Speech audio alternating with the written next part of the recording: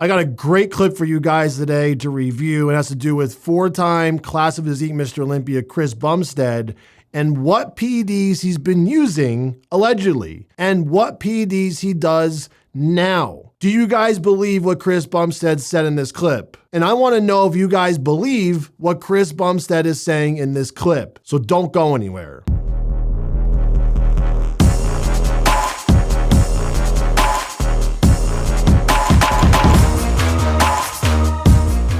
Guys, you don't have to go down that road just yet. Check out Old School Labs supplements at oldschoollabs.com and check out Nitro 3D. This is my supercharged intra workout. And check out Natty. Yes, you don't have to go down that road using testosterone synthetically just yet. Try out Natty. Or even if you're bridging between cycles, you can use Natty. Before you guys go to the dark side, make sure you push your body to its limits first with training, nutrition, and proper over-the-counter supplements. Use code NICKBS if you guys want to support and save money. All right, so I'm going to play this clip from Chris Bumstead's interview with Chris Williamson, and they talk about Chris's PED use and allegedly what he does now versus what he used to do. And I have a very, very interesting point of view to share with you guys about this clip. So let's get it started. You're quite health conscious about bodybuilding. Yeah. Obviously, it's a very rough sport physically, psychologically, hormonally. Do you have any concerns about longevity? You've done an awful lot of extreme things to your body over the last decade.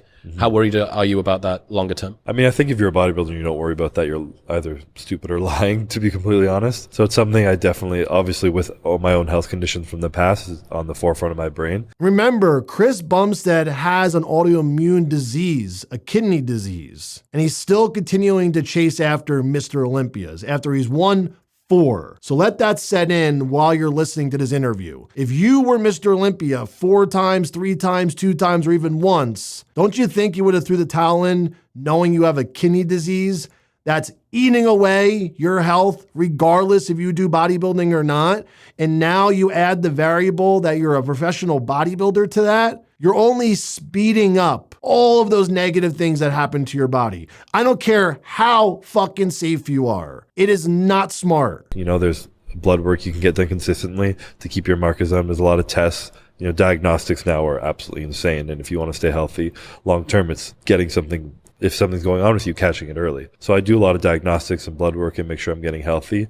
And ever since I was sick in 2018, my blood work's kind of continuously improved. I don't believe that for a second. Now, he may have kept the side effects and the symptoms at bay, but it doesn't mean he's necessarily getting healthier or doing it more healthy, that he's not going to have long-term lingering effects from what he's doing right now. That's the thing you guys need to make sure is really, really resonating with you right now. Because just because he's doing it safer and smarter doesn't mean he will not have any pain to deal with when he gets older. The shit really starts to fall apart when you get into your 30s and 40s and 50s. That is when you see all the things you did when you were in your 20s and 30s that were no good catch up to you. That's when your body starts to really fall apart. It's not right now. But when Chris stops bodybuilding, that is when you'll have a rude awakening. And I truly believe Chris is being very, very silly by continuing going after more Mr. Olympias after he already won 4 and has plenty of business set up for himself already that he can live a very nice life with. Why? Why, in God's sake, would you want to go win more Mr. Olympias when you have a kidney disease? If he was perfectly healthy going into this, I would say, fuck it. Go for 10, go for 20. But he's not. Those were not the cards he was dealt with. So why push it to the next level every single year when you know it's not good for you? No, like, negative impact I'm putting on myself. Like, I've reduced a lot of the stress and negative things I put in my body and increased more of my health Like the type of food I give in me, it's not just calories. It's actually the quality of the food and the type of food and everything that I need that like I really focus on rather than just straight macros. I've never been a macro guy, and I'm even less now because I actually care about my health. And all these aspects, like everything I know I need with my body comes from a lot of the diagnostics I've done and vitamins and all this stuff. And I just know that I've made an agreement with myself that when these things start to falter and they start to go down, no matter where I'm at in my career, if I'm peaked, if I'm not peaked, if I'm about to be better, I just need to call it. And this is going to be the toughest pill for you guys watching to swallow, because he really paints a nice picture right here for you. He paints the beautiful home with the white picket fence, with the van in the driveway, the family out in the front yard with the 2 kids, the boy and the girl, the mom and dad. That is not what's really going on. Yes, the food is it's crucial to his success. And yes, getting the blood work and the proper checks done is super important. But there's one thing he cannot stop from happening. He's still taking the drugs to get in shape and put on muscle. He's still carrying around a lot of muscle 24/7, 365. He's still training extremely hard, which puts a ton of stress on your kidney and liver. And on top of all that, he's still competing in the Mr. Olympia every year, which is the most competitive bodybuilding show on the planet. He has to come in 100% or he will lose. You guys think he's going to hold back for the Mr. Olympia title, the one that he's staying in the sport for? Don't kid yourself, guys. Just because he's not using tren, which he talks about in a second, doesn't mean he's not pushing his body in other ways. It doesn't mean because he's 2% body fat and he's eating organic meat, that makes it healthier. Get smarter, be smarter, educate yourselves, and stop listening to people with a blindfold on and earplugs in. Yeah, I've heard you say that in the past there was compounds and things that you would have taken that now you're like, this is it's too dangerous. What are the things that for you are like off the table with regards to this is too much, this is too risky for me? The biggest one is like tren. Yeah. The good old tren that like there's guys who literally like base their social media off that now. It's just like a meme of the internet, of the gym culture. And I don't even think people realize the impact that these jokes and memes have on like people coming up. Now, is tren a harsh chemical? Yeah, absolutely. One of the worst. But it doesn't mean the other chemicals we're using to build muscle and get in shape and dehydrate our body with aren't dangerous either, especially when you have an autoimmune disease and you have a kidney disease where everything is toxic at this point.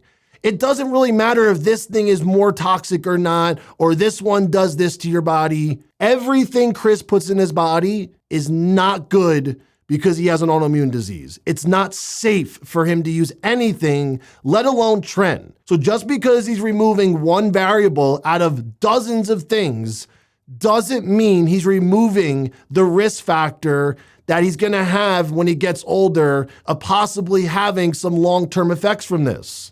It doesn't remove him from the equation. So if this is what he has to do to convince himself to not lose sleep at night over it, that's fine. I understand. He's doing this to make sure his mind stays in the right place. But don't you think out there that it's okay to do it when you have an autoimmune disease or you have some other health issue going on, and you said, oh, Chris doesn't use tren, so he continues to be a bodybuilder even though he has a kidney disease. It's okay. So I could do it too. No, that's a really, really dumb way of looking at it. If you have a kidney disease, you don't become a professional bodybuilder. You don't put yourself in any risk unless you want to face those repercussions that day it comes, because it is going to come that day. Eventually, you're going to have your day where everything is going to start failing on you. And the first thing that's going to come to your mind is, fuck, I shouldn't have been a professional bodybuilder. That's probably the most toxic thing you can put in your body. And I've done it in the past, but I don't anymore. I just haven't touched it in like 5 years. Why? Just the toxicity it causes in your body. Like it just comes in, it harms your kidneys, your liver, just everything that takes your body to process it and go through it. It's just not natural. It's not meant to be in your body. And it makes you strong as fuck. And people say they feel like they're on top of the world when they take it. But so Chris is trying to tell us that, oh, The tren comes into your body and it's not natural. So therefore, he is not going to use it because it's really dangerous. Oh, but super high testosterone is not bad for you. Primobolan, Anavar, Winstrol, Clenbuterol, T3, growth hormone, diuretics, Masteron, like whatever drug you're using. Yeah, all the other compounds, they don't add up to being just as bad as tren. Tren is just so high up here. It's just like untouchable. It's so bad for you. I could still be a professional bodybuilder with a kidney disease and have no problems. That is one dumb motherfucker, if you ask me. If he really thinks this, which I know he doesn't because I know Chris isn't dumb, I lost all respect for Chris. I know Chris is behind scenes saying, I know all that other stuff is just as bad as tren, especially when you add it all together. It's probably way worse than tren. But at least I'm removing one thing, right? I mean, I'm doing something positive for my health. I'm taking away the tren. Guys, you got to understand, you got to wake up. Chris's genetics are that good that he can continue to be a professional bodybuilder at the highest level and be number one with a kidney disease. Does it not tell you how good this kid's genetics are for drugs as well, and for damaging his body with drugs as well, and all the dieting and all the training, all the stress that he has every day, and his body could still peak for a bodybuilding show? You will not be able to do that. You can't replicate what Chris does because you're not Chris. I'm not Chris. No one's Chris. So don't think you can duplicate this because Chris told you just do it without tren. You'll be fine. You won't have any health issues if you don't use tren. That's complete bullshit. And he used tren up until a couple years ago. So he used it in the beginning of his career probably every single year for multiple cycles a year. He probably ran high doses of it. So he did have to use tren at some point to get to a certain point in his career. He did not ever use it. He's just saying recently I didn't use it. So don't think you can do the same because now you're copying what Chris does when he's at the top of the sport, when he's the best. Chris sacrificed the other 10 years of his life using tren and using everything at probably high doses and deadlifting and squatting and benching and doing all this crazy shit to get there to build the foundation to be Mr. Olympia. What you see now, it's only a very small percentage of what he had to do to get there. And just because you copy what he's doing now, it doesn't mean you're going to have the same success. Be careful. It's not worth it if you have a kidney disease.